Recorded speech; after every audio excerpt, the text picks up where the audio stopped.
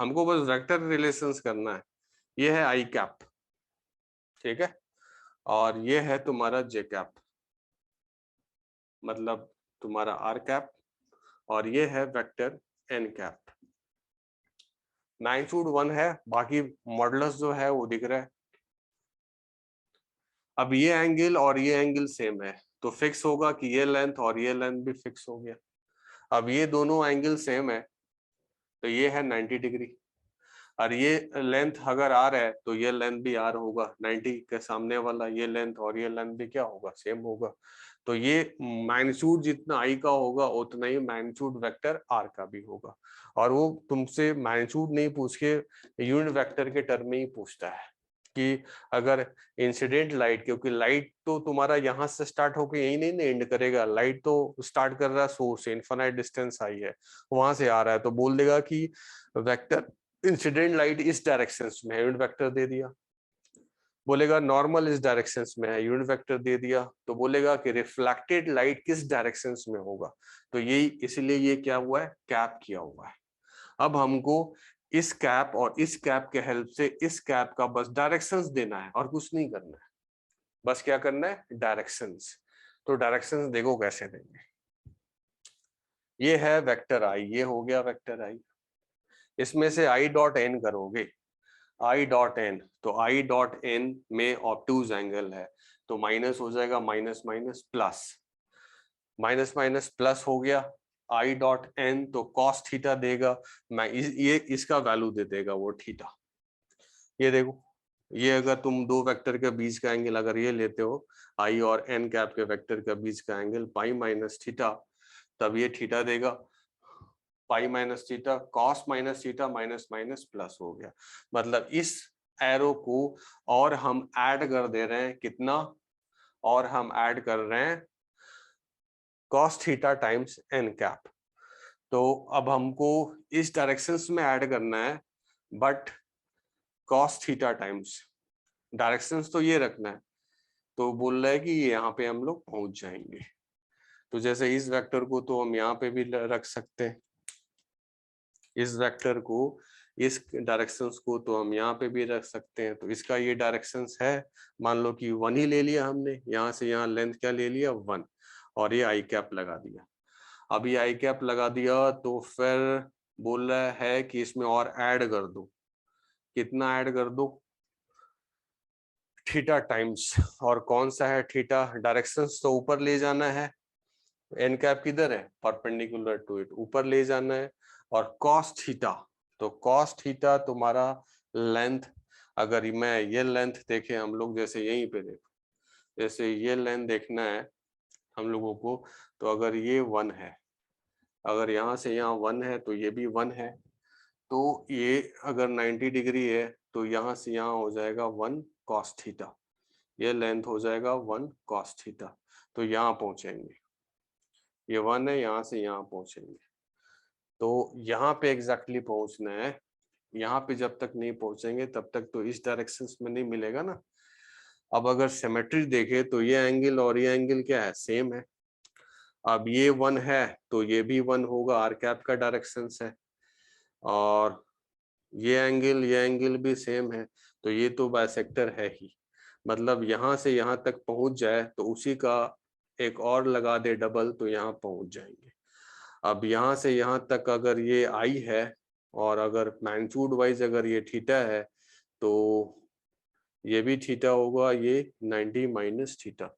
अगर ये दोनों के बीच का एंगल मैं थीटा ले लूं तो ये भी तो थीटा होगा और ये 90 माइनस थीटा, तो ये हो जाएगा साइन थीटा और ये हो जाएगा कॉस थीटा। तो डबल जाना पड़ेगा ऊपर, डबल का मतलब जितना ये है उतना ही ये, तो यहाँ तो 2 होना चाहिए फिर ना, वहां क्या होना चाहिए 2, हाँ 2 ही होते हैं। अभी हो गया, बोला तो ये वेक्टर रिलेशंस है, करने के ऊपर है, फिर से देख लो, ध्यान से देखना जो कर रहा हूं मैं। सबसे पहले तो ये याद रखोगे कि क्या होता है। इसके बाद ये हो गया तुम्हारा एन कैप, यूनिट वेक्टर दिया हुआ है, कोई मैग्नीट्यूड वाइज नहीं दिया हुआ, ये एन कैप है। और ये हो गया तुम्हारा वेक्टर आई कैप, और ये हो गया तुम्हारा वेक्टर आर कैप, यही हो गया। अब हमको इसके और इसके हेल्प से ये लिखना है। सपोज आई और एन के बीच का एंगल हमको चाहिए, तो ये एक वेक्टर है, ये वेक्टर है, तो आई और एन का बीच का एंगल तो यही वाला होगा। क्लियर है? आई और एन का बीच का एंगल अगर हम ये ले रहे हैं तो ये हमारा थीटा होगा। तो ये वाला वैल्यू कितना हो जाएगा? 180 डिग्री माइनस थीटा। यहां तक क्लियर? बोलो। हाँ सर। अब जैसे मान लो नीचे वाला जो है, यहां से यहां आ जाते हैं, यहां से यहां हम एक यूनिट वेक्टर ले लेते हैं और एक सीधा ऊपर कर लेते हैं, ऐसे ऊपर कर लेते हैं। जो इसका डायरेक्शन क्या है? इसका डायरेक्शन है एन कैप का डायरेक्शन। अब ये हमारा एक वेक्टर है, सपोज कोई है 1 मैग्नीट्यूड का, और डायरेक्शन किधर है? आई कैप का डायरेक्शन है, आई कैप का डायरेक्शन है। इससे और एन कैप से अगर हम यहां तक पहुंच गए तो वेक्टर आर लिख सकते हैं ना आराम से। तो ये वेक्टर और प्लस अगर देखोगे तो ये लेंथ और ये लेंथ क्या होगा? सेम होगा, बाइसेक्टर है ये भी, ये एंगल बाइसेक्टर है। ये जितना एंगल होगा इतना ही वही एंगल होगा, क्योंकि आई ये आई एंगल, तो ये भी आई एंगल, और यहां से यहां तुम्हारा क्या है? ये 90 माइनस आई, और ये भी आई है, तो ये भी हो जाएगा 90 माइनस आई। तो ये एंगल बाइसेक्टर है दोनों। तो अगर मैं ये लेंथ फाइंड कर लूं कि कितना है मैग्नीट्यूड वाइज, तो फाइंड कर सकते हैं। जैसे 180 माइनस थीटा है ये एंगल, तो ये एंगल भी क्या होगा? 180 माइनस थीटा। अगर ये एंगल मैं 180 माइनस थीटा लेता हूं तो ये एंगल भी 180 माइनस थीटा। तो ये एंगल कितना हो जाएगा? 90 माइनस 180 माइनस थीटा। तो ये हो जाएगा तुम्हारा थीटा माइनस 90 डिग्री हो जाएगा। तो ये अगर आई है तो ये थीटा माइनस, तो ये कॉस का कंपोनेंट हो जाएगा और ये साइन का कंपोनेंट हो जाएगा। तो यहां से यहां अगर लेंथ देखोगे, यहां से यहां अगर लेंथ कितना आया, तो आई और कॉस वाला इधर और इधर साइन वाला, तो sine of theta minus 90 degree. तो साइन 90 माइनस थीटा क्या हो जाता है? Cos theta. मतलब मैग्नीट्यूड वाइज कितना हुआ? अगर मैं मॉडुलस लगा दूं तो ये हो गया तुम्हारा कॉस थीटा, ये हो गया कॉस थीटा। तो अब देखो ये हमारा आई आया और ये कॉस थीटा है, तो यहां से यहां डबल कर दो तो ये लेंथ कितना आ जाएगा? ये लेंथ आ जाएगा 2 टाइम्स कॉस थीटा। तो वेक्टर आर हमको कैप लिखना है, तो आई तो लिख दिया हमने आई, इसमें प्लस कर दो कितना? 2 टाइम्स, और ये मैग्नीट्यूड क्या है? कॉस थीटा, और किधर जा रहे हो? एन कैप में जा रहे हो, तो ऐसे लिख दिया। अब अगर हमको कॉस थीटा नहीं दिखाना है यहाँ पे हमको दिखाना है आई और जे के टर्म में।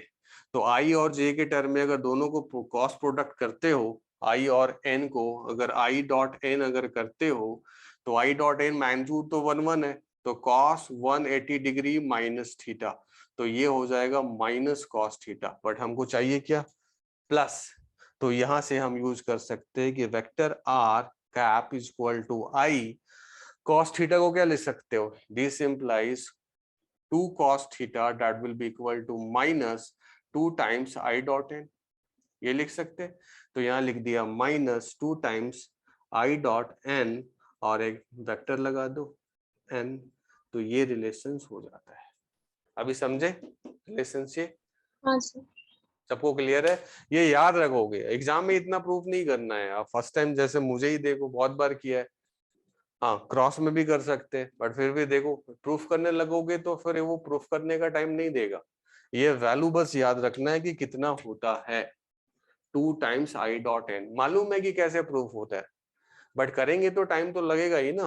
रिलेशंस ब्रेक करना होता है और कुछ नहीं है इसमें।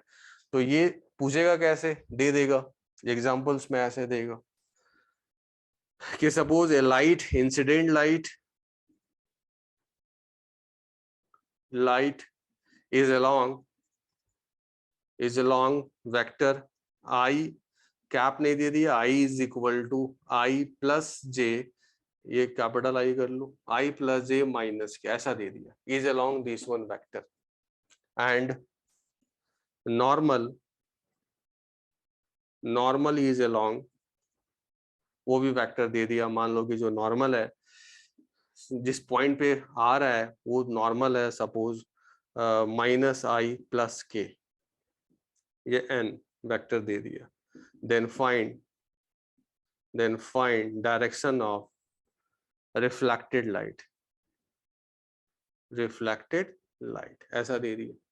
तो डायरेक्शन ही तो चाहिए, तो r cap is equal to I cap, I के मॉडुलस से डिवाइड कर दोगे तो i + j - k and divide by √3, आई हमारा निकल गया, एंड -2 टाइम्स i.n करोगे, i.n करोगे तो i का i के साथ -1, j वाला 0 हो गया और k का भी -1, तो -1 + 0 एंड -1, ये सब कर लेते हो ना डॉट प्रोडक्ट, i.n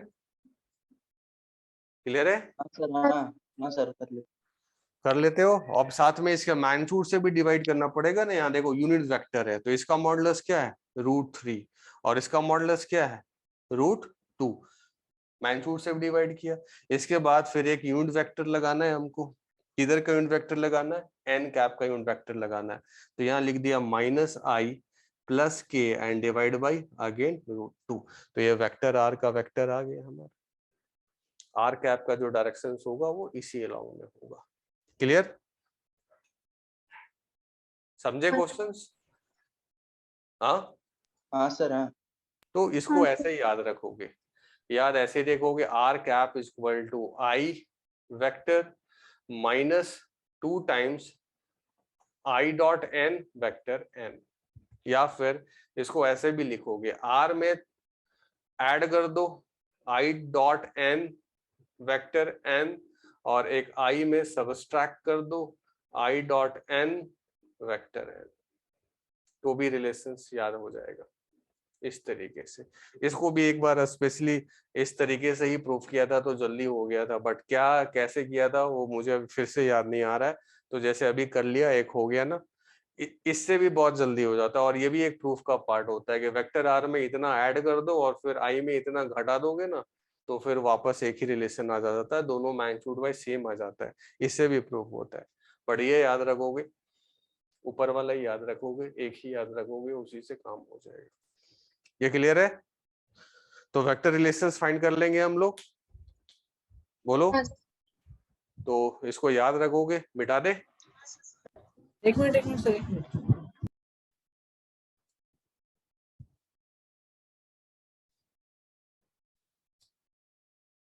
इसको क्रॉस प्रोडक्ट से भी प्रूव कर सकते हो, बट प्रूफ तो हो जाएगा, बट रिलेशंस तो क्रॉस में करना होगा ना।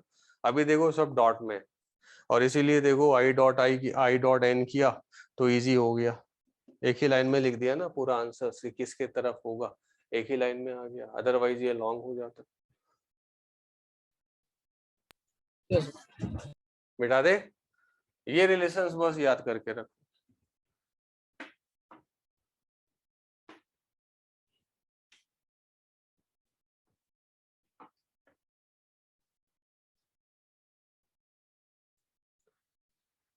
एक और इसमें पूछेगा रिलेशंस बिटवीन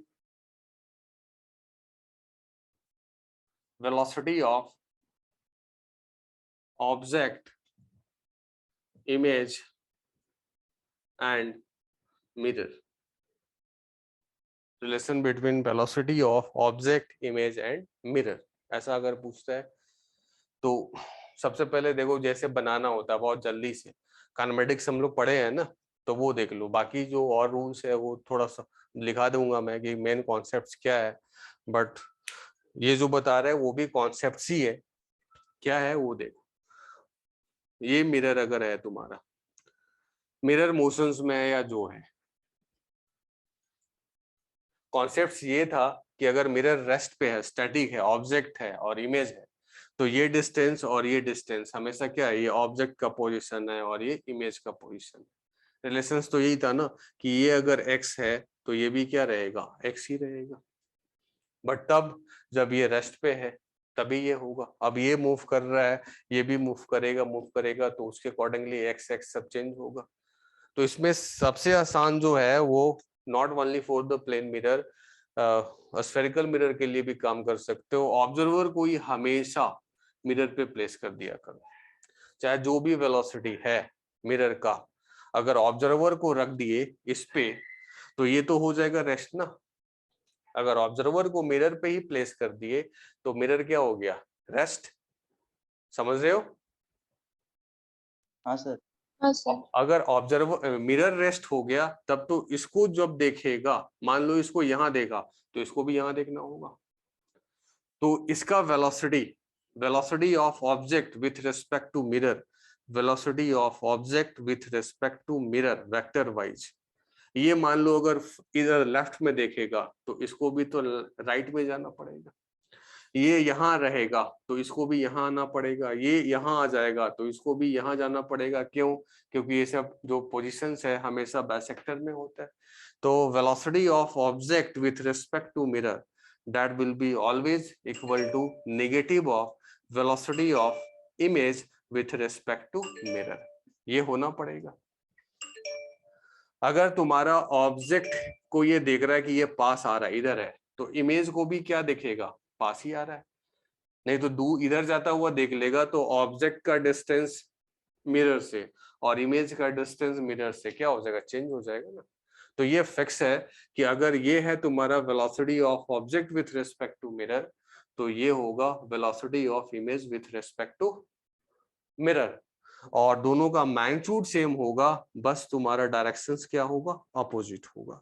तो इससे सीधे बहुत आसानी से, ये सिंपल सा है। अब ये बोलो कि ऑब्जर्वर को उसी पे रख के बना लिया तो जल्दी बन गया, या फिर बोलो कि नहीं मुझे सर फंडामेंटल सिखा दो, तो फंडामेंटल के लिए देखो वो उसको भी देख लो। ये सपोज तुम्हारा मिरर है, ये फंडामेंटल वाइज देख लो, ये सपोज तुम्हारा मिरर है, ये ऑब्जेक्ट है और ये तुम्हारा इमेज है।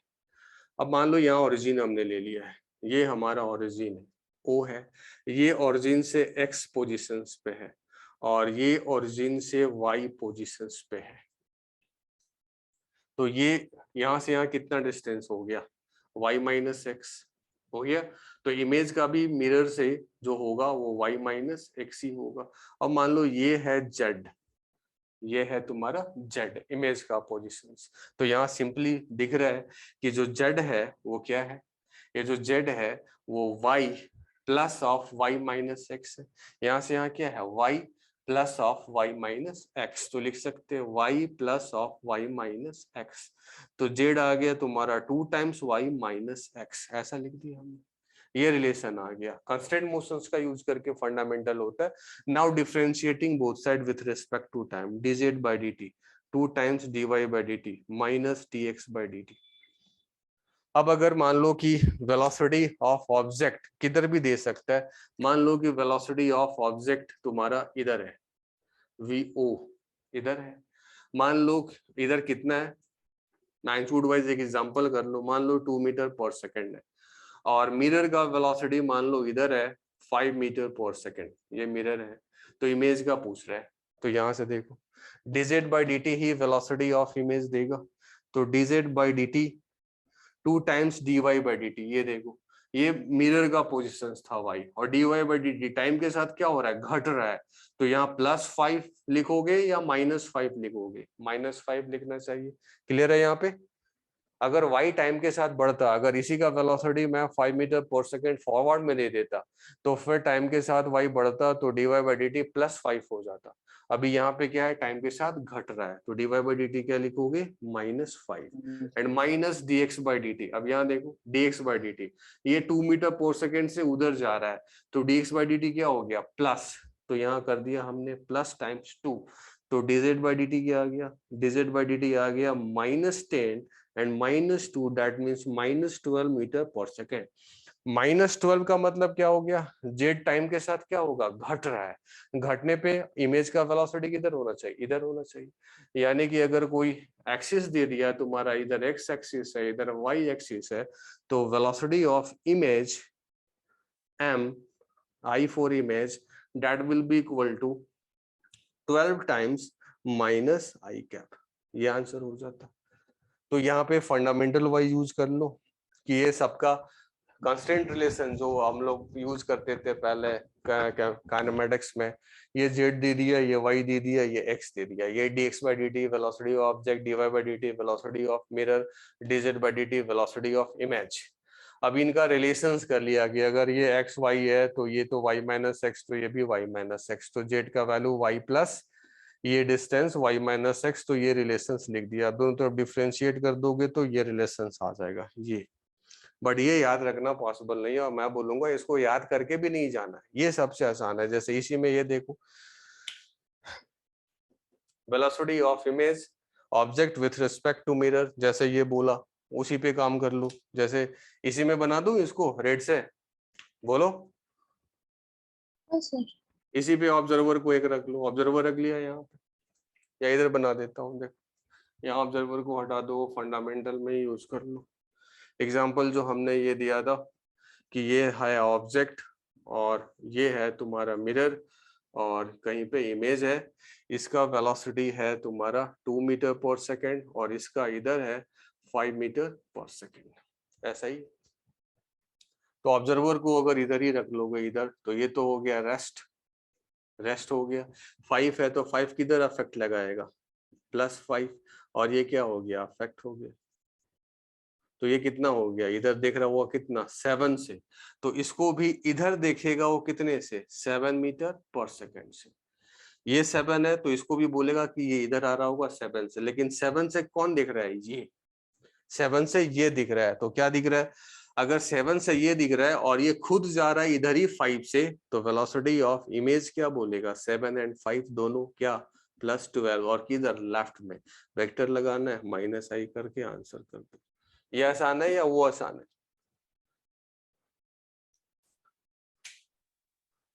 ये वाला ज्यादा ये वाला ज्यादा। हमेशा इसका यूज करोगे, और सिर्फ यहाँ नहीं, सिर्फ प्लेन मिरर में नहीं, हमेशा स्फेरिकल मिरर में भी है।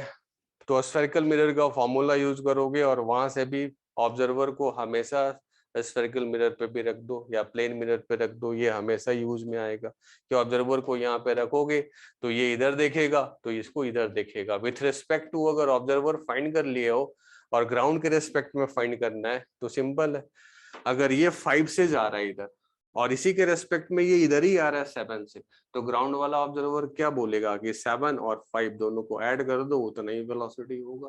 किधर लेफ्ट, तो 7 और 5 कितना आ गया, 12, तो 12 टाइम्स -i हम वेलोसिटी यूज कर लेंगे। समझे इसको, relation between velocity of object, image and mirror, ये क्लियर हुआ। पूछ सकता है, पूछेगा ही, इसका नहीं, हाँ चांसेस क्या है, कम है, क्योंकि अगर ज्योमेट्रिकल ऑप्टिक्स पढ़ना है तो बहुत कुछ है, प्लेन मिरर ही नहीं है। बट प्लेन मिरर से कभी न कभी कुछ भी करके पूछ देता है। तो हम लोगों ने इससे पहले किया relations between the directions, incident, reflected and normal. दूसरा किया relations between the velocity of object, velocity of image and velocity of mirror. तो इतना क्लियर सबको। तो इसका प्रॉब्लम कर लोगे, करना क्या है, कुछ नहीं, सिंपल है, काइनेमेटिक्स है। काइनेटिक्स तो किए थे ना, यूज किए थे ना हम लोग, रिलेटिव मोशन ये सब, तो हाँ बस सर। वही रिलेटिव मोशन है, सिंपल ही है, ज्यादा टफ नहीं है। तो अब और आगे देख लो।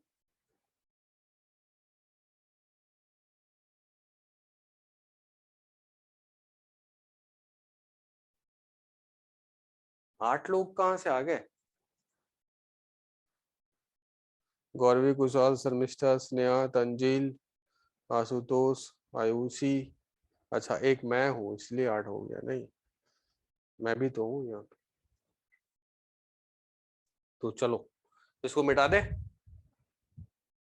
मिटा दे इसको। हाँ सर।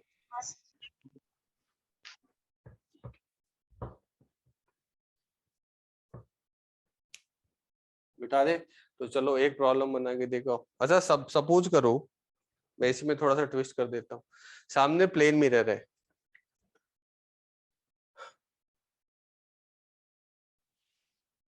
सामने में प्लेन मिरर है, मैं अगर लेफ्ट करूंगा तो इमेज भी कैसा, with respect to me left बनेगा या राइट बनेगा,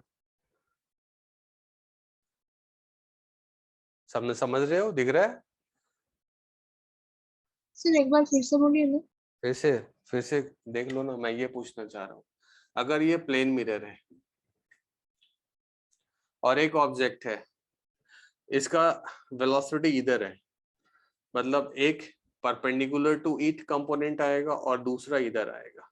वेलोसिटी ऑफ ऑब्जेक्ट, सपोज ये रेस्ट पे है, ये थीटा एंगल पे है, तो ये वीओ कॉस थीटा हो गया और ये हो गया वीओ साइन थीटा। और अगर रेस्ट पे है तो इमेज का वेलोसिटी क्या होगा? अगर ये रेस्ट पे है तो आसान है ना बहुत। हाँ, इमेज का वेलोसिटी इधर में एक हो जाएगा, वी नॉट कॉस थीटा। ये ऑब्जेक्ट है और ये इमेज है, और ये ऑब्जेक्ट अगर ऊपर में वेलोसिटी है तो इमेज का ऊपर होगा या नीचे होगा? जल्दी सोच के बताओ। ऊपर ही नीचे होगा। होगा। अच्छा अच्छा, हाँ। ऊपर ही होगा। क्यों? अगर हम लोग का सर ऊपर जाएगा तो इमेज में जो सर है वो नीचे जाएगा क्या? सामने मिरर देख रहे हो, ऐसे ऐसे देख रहे हो। अगर हम पास आएंगे तो इमेज भी हमारा पास आएगा, हम दूर जाएंगे तो इमेज भी दूर जाएगा। या हम, मेरा जो ये हेयर है वो फॉल होके डाउन जाएगा तो इमेज में भी फॉल होके ही डाउन ही आएगा ना। समझ रहे हो? हाँ ये सर। क्यों? क्योंकि एक दो ही तो प्रॉपर्टी था कि ऑलवेज ऑब्जेक्ट अगर ये है तो इमेज यही होगा। क्यों? इमेज नीचे आ गया तो परपेंडिकुलर बाइसेक्टर में मिरर हो पाएगा क्या? नहीं। तो मिरर का position always object and image के परपेंडिकुलर बाइसेक्टर्स के अलोंग ही रहता है। तो ये फिक्स है कि अगर इधर वेलोसिटी है इधर ऑब्जेक्ट का तो इमेज का भी इधर ही होगा ना। इधर जाएगा तो कैसे हो सकता है? जा सकता है क्या? नहीं। अब अगर मान लो इसी को थोड़ा मैं और चेंज कर दिया, इधर x v1 है सपोज 3 मीटर पर सेकेंड, इधर है 4 मीटर पर सेकेंड, और एक और इधर z में कर दिया 5 मीटर पर सेकेंड। इधर x एक्सिस है, इधर y एक्सिस है और इधर z एक्सिस है। और एक प्लेन मिरर हमने ले लिया जो ये प्लेन में yz प्लेन में। प्लेन मिरर जो है is in yz plane, yz plane में है। तो अब ये बताओ, डायरेक्ट लिखना और रेस्ट में, ये क्या है? रेस्ट में है। तो इमेज का ये इमेज हो गया, ये 3 है तो एक इधर 3 हो जाएगा। ये क्लियर? ये 3 से आ रहा है तो ये भी 3 से। ये 4 से ऊपर जा रहा है तो इमेज को भी 4 से ऊपर जाना पड़ेगा। ये जेड में इधर आ रहा है, जेड में इधर मतलब इधर जा रहा होगा। अगर ऑब्जेक्ट इधर जा रहा है और प्लेन मिरर ये है और ऑब्जेक्ट इधर जा रहा है तो इमेज भी इधर ही जाना चाहिए ना, या अपोजिट? जल्दी बताओ। उसी डायरेक्शन में जाएगा। तो ये भी इधर चला गया, कितने से? 5 मीटर पर सेकेंड। तो velocity of image vector wise क्या लिखोगे? -3 times i and +4 times j, और ये तो के के डायरेक्शन में, यही तो एक्स वाई जेड के दे रहे हैं, तो +5 टाइम्स k। मतलब अगर वेलोसिटी अगर तुम्हारा इमेज का चेंज होगा ना तो perpendicular to the direction of mirror वही चेंज होता है। ये कुछ नहीं करता है और ये भी कुछ नहीं करता है, जैसा है वैसा ही इमेज पे रिप्लेस कर दो, थोप दो उसको, वही हो जाएगा, उसमें कोई चेंजेस नहीं करता है। क्लियर हुआ? सपोज क्लियर है?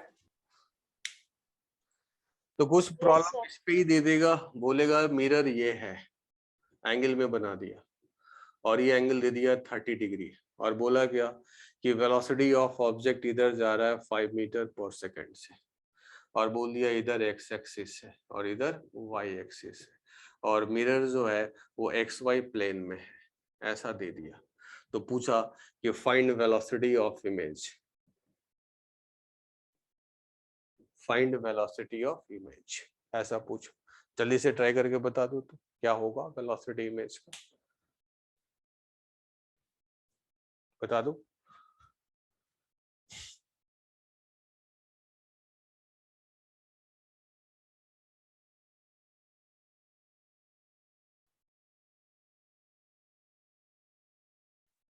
क्या करोगे? करोगे क्या ये बोलो? हमको किस वेलोसिटी से मतलब है? इसके परपेंडिकुलर वाले से, यहाँ से ऐसे 90 डिग्री डाल दो, ये 90 डिग्री, ये 30, तो ये कितना 60, तो इधर कितना हो गया 5 cos 60, और इधर कितना हो गया 5 sin 60। क्यों ऐसा किया? क्योंकि हमको यही वाला तो बस चेंज होता है, ये वाला चेंज होता है क्या? नहीं, इसलिए ऐसा किया। इसके परपेंडिकुलर में हमने एक कंपोनेंट ब्रेक कर लिया। क्लियर हुआ? तो इमेज का वेलोसिटी, अब ये देखो, ये 5 cos 60 से टुवर्ड्स मिरर जा रहा है, तो ये भी 5 cos 60 से टुवर्ड्स मिरर जाएगा, और ये अलोंग द मिरर जा रहा है, तो ये भी अलोंग द मिरर जाएगा 5 sin 60 डिग्री से। Clear? Yes sir. Yes sir. अब इसको एक्स वाई में लिखना है तो ब्रेक करके अपना लिख दो, या फिर ऐसे ही छोड़ दो। एक्स वाई में लिखना है तो इसको वेक्टर्स को हम एंगल वैंगल सब दिख ही रहा है, तो ब्रेक करके आराम से लिख सकते हैं ना। बोलो, हो जाएगा? सर हाँ। ओके। अब मान लो इसी में अगर मैं वेलोसिटी दे देता इसका इस डायरेक्शन में 5 मीटर पर सेकेंड, इस डायरेक्शन में 5 मीटर पर सेकेंड देता, ये चेंज होता क्या? नहीं, ये नहीं चेंज होता। तो इसके रेस्पेक्ट में ये देखो 5 प्लस हो जाता, इसके रेस्पेक्ट में क्या हो जाता? इफेक्ट किधर लगाते? इधर, तो 5 cos 60 डिग्री प्लस 5, तो उसका भी क्या हो जाता? इसके रेस्पेक्ट में इधर ही हो जाता 5 cos 60 प्लस 5, बट इसके रेस्पेक्ट में, तो ग्राउंड के रेस्पेक्ट में कितना? फिर 5 और ऐड कर देते, क्योंकि दोनों का डायरेक्शन सेम ही है ना। तो अगर इसको 5 डाल देते ना, तो इसका आंसर हो जाता इसमें 5 cos 60 प्लस 5, तो यहाँ आता, और ग्राउंड के रेस्पेक्ट में आया ये इधर जा रहा है, तो ये इधर, और फिर चूंकि इधर ही है मिरर का, तो ग्राउंड के रेस्पेक्ट में 5 और ऐड हो जाता, और ये वाला तो चेंज होता ही नहीं। समझे अभी इसको? समझ रहे हो? हाँ यस सर। समझ रहे हो? तो यहाँ पे अगर कांस्टेंट मोशन यूज करने लगोगे ना, X Y Z, then Z is equal to y plus y minus X, Z is equal to 2y minus X, now differentiating both side, तो घंटी लग जाएगा फिर, क्योंकि उतना फंडामेंटल यूज करने के लिए तुमको प्रॉब्लम नहीं दिया है। वो जानता है इकोनॉमेटिक्स तो यूज करते ही थे ना, रिलेटिव मोशंस यूज करते हो, तो ये भी तो रूल्स है ना, ऑलवेज बाइसेक्टर के अलोंग होता है। तो ऑब्जर्वर को ही अगर मिरर पे रख दोगे, तो ऑब्जेक्ट का जो भी पोजीशंस होगा विथ रेस्पेक्ट टू मिरर, वही इमेज का पोजीशंस होगा, तो उसका जो डिफरेंशिएशंस होगा, तो वेलोसिटी भी दोनों का क्या होगा? Magnitude wise same and direction wise opposite. तो फिक्स है, ऑब्जर्वर को हमेशा मिरर पे रख दो, तो इफेक्ट लगा दो, ऑब्जेक्ट का जो वेलोसिटी हो गया उसी का अपोजिट डायरेक्शंस में इमेज का वेलोसिटी वो देखेगा। कौन देखा? वो देखा। अब उसका खुद का वेलोसिटी है, तो ग्राउंड के रेस्पेक्ट में और निकाल लो। तो समझ गए कैसे करना है? हाँ, बस हाँ सर। तो इससे ज्यादा वेरिएशंस नहीं देगा, ये मैक्सिमम वेरिएशंस का रिलेशन है प्लेन मिरर से, relation between the velocity of object image and velocity of mirror. और देखो ज्योमेट्री वाइज पूछेगा, ये सब पूछा है ऑलरेडी, आईआईटी में पूछ चुका है। बोला क्या ये प्लेन मिरर है? प्लेन मिरर नहीं, मतलब हाँ चलो प्लेन मिरर ही ले लो। प्लेन मिरर ज्योमेट्री से पूछेगा, सिंपल इंसिडेंट लाइट है, और बस 9th 10th क्लास में ना इसको याद भी करते थे। ये इंसिडेंट लाइट है, ये यहाँ का नॉर्मल हो गया, और ये रिफ्लेक्टेड लाइट, ये आई हो गया, और ये आर, और ये स्मॉल आई, तो ये भी स्मॉल आई होगा, और ये वेक्टर एन कैप।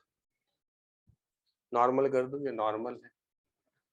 अब बोला गया क्या कि अगर हम इस प्लेन मिरर को थीटा एंगल से रोटेट कर दिए, इधर में क्लॉकवाइज रोटेट कर दिया, नया प्लेन मिरर हो गया, तो इसका जो नॉर्मल है, नया वाला जो नॉर्मल है, इंसिडेंट लाइन इसको फिक्स किया हुआ है, इसको चेंज नहीं किया हुआ, फिक्स किया हुआ है। तो जो नॉर्मल है वो नॉर्मल वी तो एन डैश कितने एंगल से चेंज हो जाएगा? थीटा एंगल से चेंज हो जाएगा। क्लियर? बोलो। हाँ। पहले क्वेश्चंस क्या है? क्वेश्चंस ये है कि एक इंसिडेंट लाइट था, रिफ्लेक्टेड लाइट था, प्लेन मिरर था ये पहले। अभी प्लेन मिरर को वो थीटा एंगल से रोटेट कर देंगे, तो इनिशियल रिफ्लेक्टेड लाइट और फाइनल इसके अकॉर्डिंगली रिफ्लेक्टेड लाइट के बीच का एंगल क्या हो जाए? 10th क्लास में याद करते थे हम लोग, याद है? 2 थीटा से रोटेट कर जाएगा सेम डायरेक्शंस में, सिंपल ज्योमेट्री है। देखो कैसे, ये n हुआ तो अब नया वाला एंगल ऑफ इंसिडेंस क्या हो गया, I प्लस थीटा। तो नया वाला रिफ्लेक्टेड लाइट जो हो जाएगा r डैश, उससे भी ये एंगल कितना बनाने लगेगा, I प्लस थीटा। समझ रहे हो, ये नया वाला r डैश हो गया I प्लस थीटा। तो अब ध्यान जरा देखो, अब अगर यहां से यहां तुम्हारा I है, ये वाला I है और ये थीटा है, तो ये एंगल कितना मिल गया तुमको, यहां से यहां, ये देखो I है और ये थीटा है, तो ये एंगल हो गया I माइनस थीटा। ये एंगल हो गया, बोलो। Yes sir, yes sir.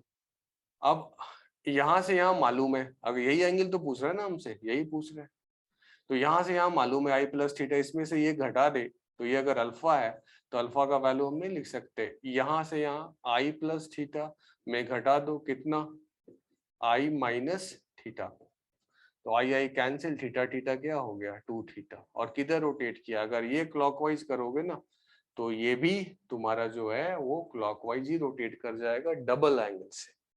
तो ये भी एडवांस का क्वेश्चन पूछा होगा बट बहुत पहले का, कि अगर प्लेन मिरर को थीटा एंगल से रोटेट कर देते हैं तो सेम इंसिडेंट लाइट के लिए जो नया रिफ्लेक्टेड लाइट होगा और इनिशियल रिफ्लेक्टेड लाइट होगा, उन दोनों के बीच में कितना एंगल का डेविएशन हो जाएगा और कितने एंगल से वो रोटेट कर जाएगा।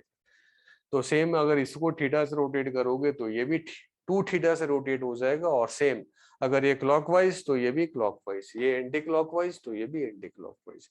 किससे पूछा, अगेन ज्योमेट्री से। क्लियर है ये? हाँ यस सर। और देखो वो सब पूछते रहता है कि अगर एक पर्सन है, सामने में प्लेन मिरर है, तो एक पर्सन है, अगर उसका खुद का इमेज देखना है और हाइट अगर पर्सन का एज है, तो minimum height of plane mirror और लेंथ ऑफ प्लेन मिरर कितना रिक्वायर्ड है, ऐसा भी पूछता है। तो वो सब ज्योमेट्री, जैसे ही प्लेन मिरर आया ना, सीधे माइंड में यही सेटअप करके एग्जामिनेशंस में क्वेश्चंस बनाना या कहीं पे भी बनाना है कि जैसे ही प्लेन मिरर आता है तो प्लेन मिरर का मतलब ही होता है ज्योमेट्री और कुछ नहीं। सीधे प्लेन मिरर का ज्योमेट्री, और वेलोसिटी का पूछेगा तो रिलेटिव मोशंस, बस प्लेन मिरर का इतना ही लिमिटेशन ही है और कुछ नहीं कर सकते हो।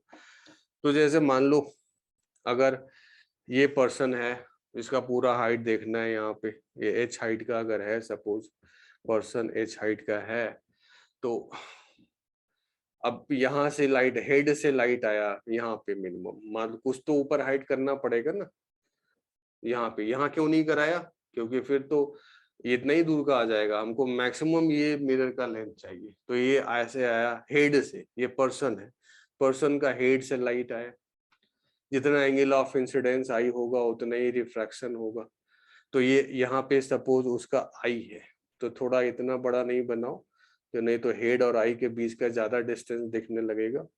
तो सपोज यहाँ कर लो, यहाँ पे इतना मिरर है, तो जैसे यहाँ पे चल सकता है, तो ये हो गया तुम्हारा इंसिडेंट और ये हो गया रिफ्लेक्टेड।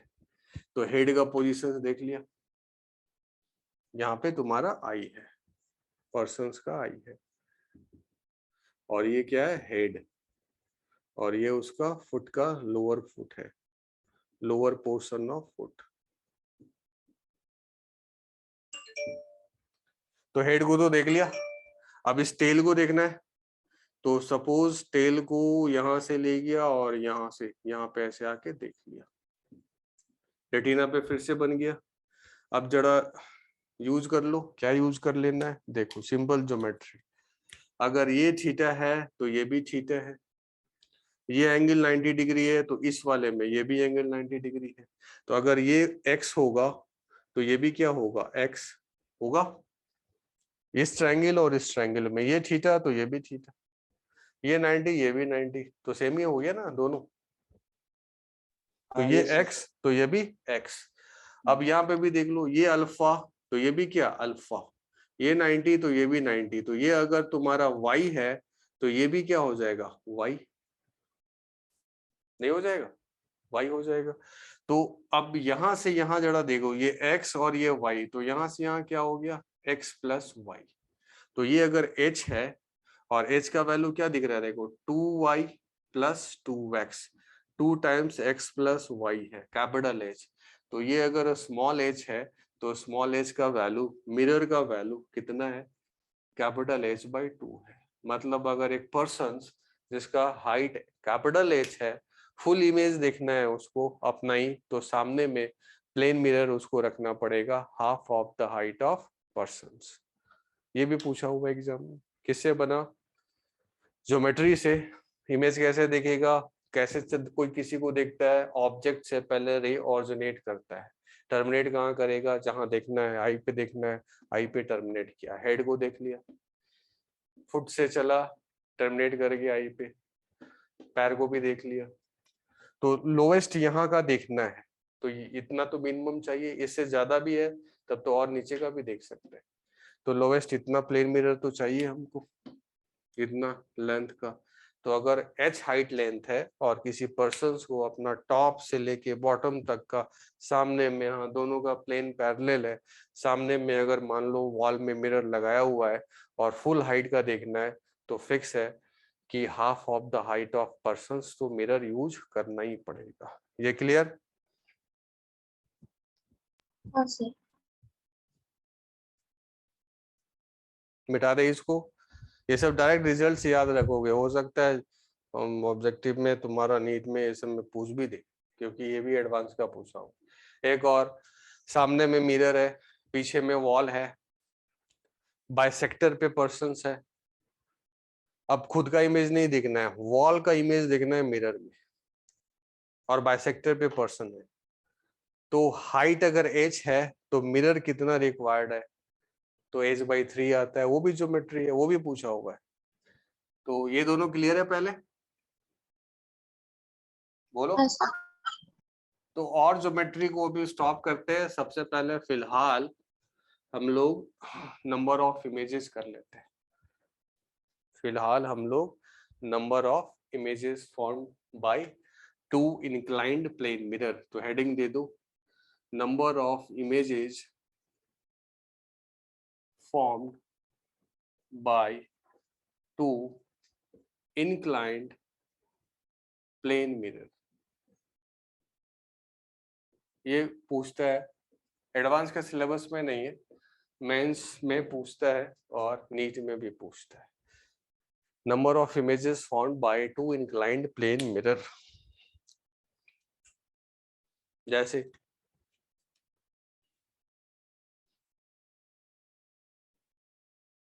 अगर 2 प्लेन मिरर ले लिया हमने, ये वाला, दोनों के बीच का एंगल अगर थीटा है, 2 प्लेन मिरर ले लिया, एक mirror number, plane mirror number 1 and plane mirror number 2।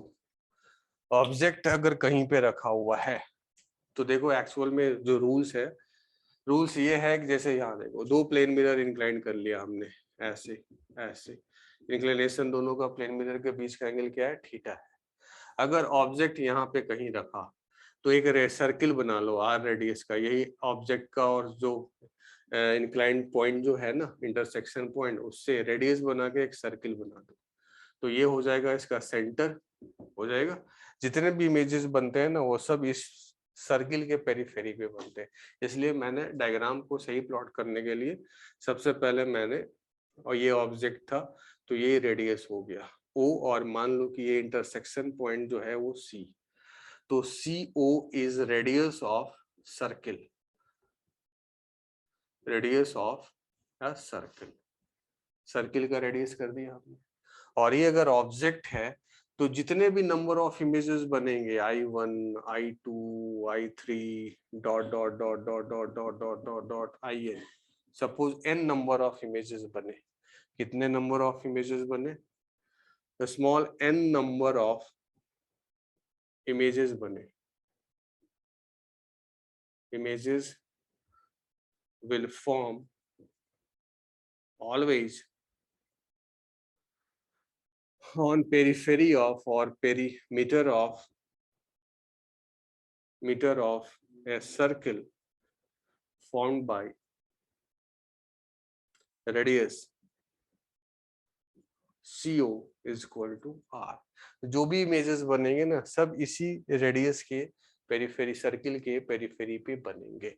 अब नंबर ऑफ इमेजेस कितने होंगे वो तो आगे करेंगे, नंबर ऑफ इमेजेस कितने होंगे वो आगे करेंगे। इसको पूरा एक रिजल्ट से याद रखोगे। अगर प्रैक्टिकल रिजल्ट्स देखोगे ना तो 90 डिग्री का अगर प्रैक्टिकल करके कर सकते हो सीधे। दो इंक्लाइंड प्लेन को ना 90 डिग्री पे कर दो, ये 90 डिग्री प्लेन मिरर कर दो।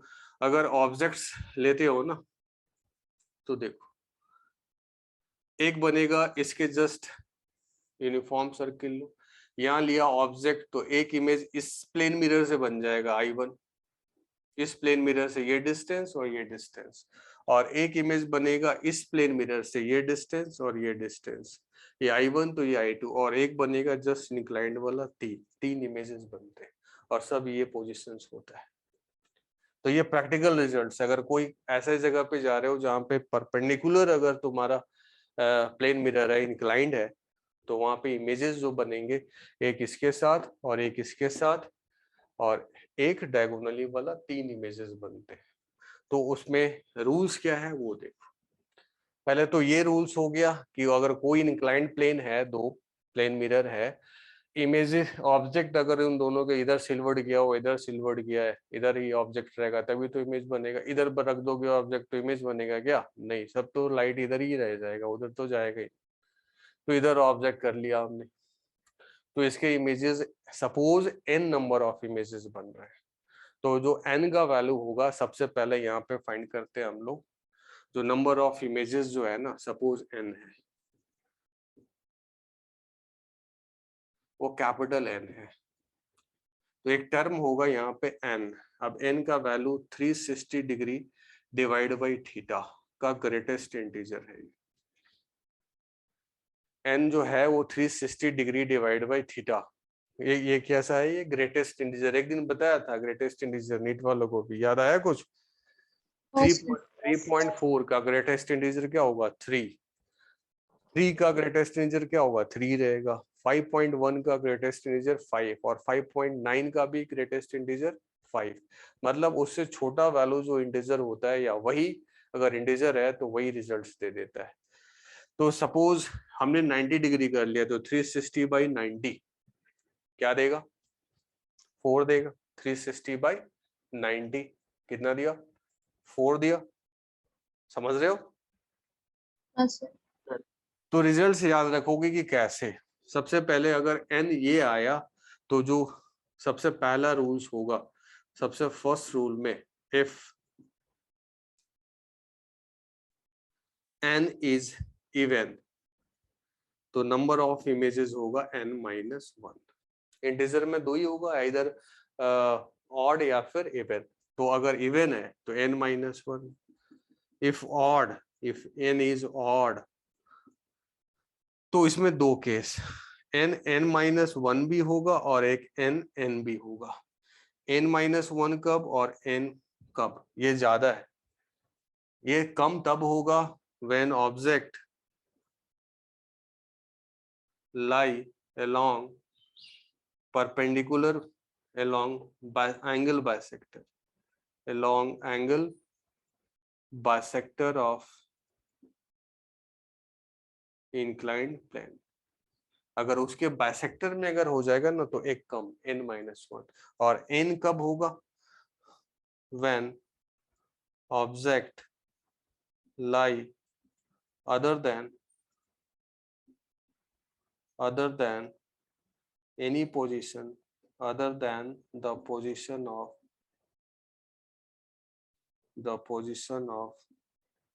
angle bisector। तो इसको याद कैसे रखना? जैसे मैं याद रखता हूँ वैसे ही याद रखो। अगर कोई तुमसे पूछेगा कि नंबर ऑफ इमेजेस कितना है तो सबसे पहले तो 360 बाई थीटा का ग्रेटेस्ट इंटीजर कर लेना है। और नंबर ऑफ इमेजेस ऐसे याद रखना, n-1 होता है where n is 360 by theta। Results क्या? n-1। इवन कोई चेंजेस नहीं है, कभी तभी चेंजेस होता है जब ऑड टाइप्स ऑफ पर्संस कहीं पे आ जाते हैं। अगर इवन पर्सन है, सिंपल पर्सन है तो कोई चेंजेस नहीं होगा, कोई तोड़फोड़ नहीं करेंगे। लेकिन अगर कहीं ऑड पर्सन आ गया ना तो तोड़फोड़ मचा देता है। तो अगर n ऑड हो गया, इमेजेस कितने होते हैं n-1, मालूम है यही होता है n-1, कुछ नहीं बोलोगे तो मैं n-1 बोलूंगा। इवन है तो वही रह गया, क्यों, कोई चेंजेस नहीं हुआ। बट अगर n ऑड हो गया तो अब चेंजेस होगा, तो एक n-1 और एक n होगा। अब n-1 कम है ना n से, तो ऑब्वियसली जब सिमेट्रिकल लाइंस पे पॉइंट्स पे रख दोगे ना तो एक इमेज कम हो जाता है। और ये अगर एंगल बाइसेक्टर वाले लाइन पे अगर ये ऑब्जेक्ट अगर आ गया ना, सपोज ये 90 डिग्री, अगर 45 डिग्री पे अगर आ गया तो 90 डिग्री है तो 4 तो इवन है, वो तो उसको देखना ही नहीं है। इवन वाले में ये नहीं देखना है, किस में देखना है, ऑड। 4 90 360 बाई 90 क्या आ गया, 4 4 तो इवन है, तो नंबर ऑफ इमेजेस कितना, 4 - 1 3 आंसर। लेकिन सपोज 5 आ जाता, 360 डिग्री बाई समथिंग 5 आ गया, ऑड आ गया, तो ऑड आ गया तो आंसर हमारा क्या चलेगा, 5b और 5 - 1 4b। तो 4 कब, जब ऑब्जेक्ट एंगल बाइसेक्टर पे रह जाएगा कहीं ना कहीं, और अगर अदर देन एंगल बाइसेक्टर जैसे इधर या इधर है तो फिर 5 ही रह गया, n एक बढ़ जाएगा, अदरवाइज n-1 हो जाएगा। इसको समझे, फॉर्मूला पे आएगा सीधे, इस पे इफ बट कुछ नहीं, फॉर्मूला याद है तो सीधे सब बन जाएगा। ये क्लियर हुआ? हाँ सर। सबको क्लियर है? Yes sir. प्लेन मिरर में बस ज्योमेट्री ज्योमेट्री रहता है। क्या बोलोगे, कितने नंबर ऑफ इमेजेस, n-1, कितने नंबर ऑफ इमेजेस, n-1, सब हो ना? हाँ, तंजिल कुछ बोल ही नहीं रहा है, क्यों, बोलने का पैसा लग रहा है क्या? नहीं सर। तब बोल ही नहीं रहे हो कुछ, या फिर जज कर रहे हो बस कि हाँ सर रात में भी ठीक पढ़ाते हैं ना, किसी दिन में ही सिर्फ पढ़ाते हैं। अरे जिस रूम में हूँ मैं उस रूम में एसी नहीं है, गर्मी से इसमें बस फैन चल रहा है, फैन को भी ना ज्यादा स्पीड करेंगे तो जो कैमरा है ना उड़ा देगा वो, तो फैन भी कम में है। अब गेट वेट लगाना पड़ता है, नहीं तो फिर ये सब जो है वायर वायर ना सब किधर चला जाएगा मालूम नहीं, गर्मी लगता है, गर्मी का टाइम आ गया ना। तो चलो ये क्लियर है। हाँ, तुम्हारा जिस दिन बायो आओ जल्दी कर लो ना, तो एक दिन फिर दिन में भी फिजिक्स कर लेंगे ना। तो ये सब जो टर्म है, हाँ मालूम है ये सब कोई नहीं सिखाता है, बट कभी कभी अब मैं पूछोगे कि सर ये पूछेगा क्या, तो मैं पढ़ा रहा हूँ, मैं खुद बोल रहा हूँ, पूछने का चांसेस 5 to 10% है, मैक्सिमम 5%। अब बहुत कुछ हो गया तब चांसेस हो जाएगा 10%, चांसेस नहीं है, लेकिन सिलेबस का पार्ट है, सिलेबस के अंदर दिया हुआ है। और ये सब पूछेगा मतलब सीधे फॉर्मूला पुटिंग पूछेगा, प्लेन मिरर से पूछेगा या नंबर ऑफ इमेजेस से पूछेगा, तो बस तुम जानते हो तो सीधे आंसर्स कर दोगे, इसीलिए पढ़ा रहे हैं, अदरवाइज ये सब इंपॉर्टेंट चैप्टर्स में नहीं आता है। तो ये भी क्लियर है सबको? हाँ सर। तो और क्या करें, और भी है सब वही ज्योमेट्री का पार्ट है, बहुत सारा है, बट ये नंबर ऑफ इमेजेस का हो गया। अब आगे करते हैं, गर्मी ज्यादा लग रहा है, नहीं हो सकता प्रैक्टिकली, क्लास में ही करते हैं, देखते हैं कुछ और ज्योमेट्री का है वो कर लेंगे, और उसके बाद फिर हम लोग रिफ्लेक्शन ही करेंगे, but through spherical surface reflections कर देंगे, उसमें मिरर फॉर्मूला भी देखेंगे। आफ्टर दैट रिफ्रैक्शंस करेंगे, और रिफ्रैक्शंस पहले प्लेन सरफेस से करेंगे, उसमें भी वेलोसिटी का रिलेशन होगा, स्फेरिकल मिरर में भी वेलोसिटी का रिलेशन होगा, मिरर फॉर्मूला आएगा, साइन कन्वेंशंस आएगा तुम्हारा स्फेरिकल मिरर में ही। उसके बाद हम लोग प्लेन सरफेस से रिफ्रैक्शंस, उसके बाद कर्व सरफेस से रिफ्रैक्शंस, तो वही लेंस में कन्वर्ट हो जाएगा, दो कर्व सरफेस का, तब जाके तुम्हारा ज्योमेट्रिकल ऑप्टिक्स फिर एंड होगा। तो ज्योमेट्रिकल ऑप्टिक्स में ज्यादा नहीं है, बस कुछ कुछ पॉइंट्स जो है, जैसे अभी तक कार्टेशियन कोऑर्डिनेट सिस्टम का जो यूज नहीं किया अभी तक, मिरर फॉर्मूला तो आया नहीं ना, और लेंस फॉर्मूला भी नहीं आया, तो मेनली उसमें इमेज फॉर्मेशंस में होता है, डिमिनिश्ड बनेगा, लार्ज बनेगा, वर्चुअल बनेगा, फिर पावर का बहुत अच्छा एप्लीकेशन है, तो वो सब समझना है। बट प्लेन मिरर सिंपल है, प्लेन मिरर मतलब सिंपली ज्योमेट्री और कुछ नहीं। तो आज मैं यही तक लेता हूँ क्लास, ठीक है? हाँ हाँ सर। आज यही स्टॉप कर देता हूँ क्योंकि बहुत गर्मी लग रहा है, प्रैक्टिकली ले नहीं पा रहे। तो चलो आज यहीं पे स्टॉप करते हैं फिर। ये तो समझ गए ना number of images, yes sir. Velocity का भी रिलेशन समझ गए, आईजे वाला वेक्टर फॉर्म भी समझ गए। आज जो मेनली जो समझाया उसके प्रॉब्लम नहीं छूटने चाहिए। तो चलो मैं आज स्टॉप कर देता हूँ फिर इसको। Good night to all of you. Okay, good night. Good night, sir.